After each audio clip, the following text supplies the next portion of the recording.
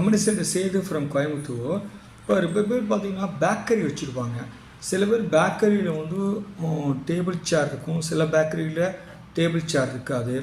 பேக்கரியில் பார்த்திங்கன்னா puffs cakes மட்டும் விற்கிறதுல பிஸ்கட் விற்கிறாங்க, குக்கீஸ் விற்கிறாங்க, டீ காஃபி விற்கிறாங்க, கூல்ட்ரிங்க்ஸ் விற்கிறாங்க, அப்புறம் வந்து பார்த்திங்கன்னா பாட்டில் ட்ரிங்க்ஸ் விற்கிறாங்க. அதே மாதிரி பார்த்திங்கன்னா சாட் ஐட்டம் சொல்லக்கூடிய அந்த சமோசா, அந்த பானிபூரி பேல்பூரி ஐட்டம் விற்கிறாங்க. அதே மாதிரி பார்த்திங்கன்னா ஸ்நாக்ஸ் வடை பஜ்ஜி ஐட்டம், இந்த மாதிரி பல வெரைட்டி விற்கிறாங்க.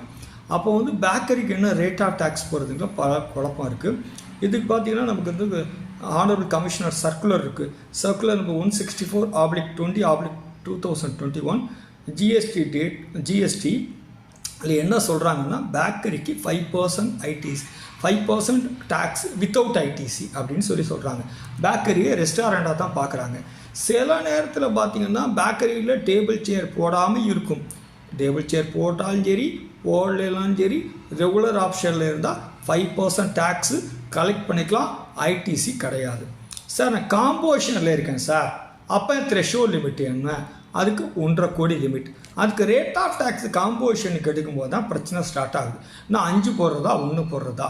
காம்போஷனுக்கு ரெஸ்டாரண்ட்னு போட்டால் 5%. சப்போஸ் நான் சார் ரெஸ்டாரண்ட் கேட்டகரியில் தான் பேக்கரி வருமா வராதா? ஆனால் நமக்கு வந்து அந்த சர்க்குலரில் என்ன சொல்கிறாங்க, பேக்கரி கம்ஸ் அண்டர் ரெஸ்டாரண்ட் சர்வீஸ்னு சொல்கிறாங்க. அதனால் என்னையை பொறுத்தளவு பேக்கரி வந்து ரெகுலர் ஆப்ஷனுக்கு 5% வித்தவுட் ஐடிசி, காம்போஷனில் இருந்து அந்த பேக்கரியில் டைனிங் கொடுக்குற மாதிரி டேபிள் சேர் எல்லாம் போட்டு இருந்தால் உங்களுக்கு வந்து 5%. சார் நான் இங்கே டேபிள் சேர் எதுவுமே கிடையாது, கஸ்டமர் யாரும் இங்கே சாப்பிடவே முடியாது, ஒன்லி பார்சல் தான் வாங்கிட்டு போவாங்க, அவங்க வீட்டில் போய் தான் சாப்பிட முடியும் அப்படின்னா 1% காம்போஷன் ஆப்ஷனில் போய்க்கலாங்கிறது இஸ் மை ஒப்பீனியன். தேங்க்யூ.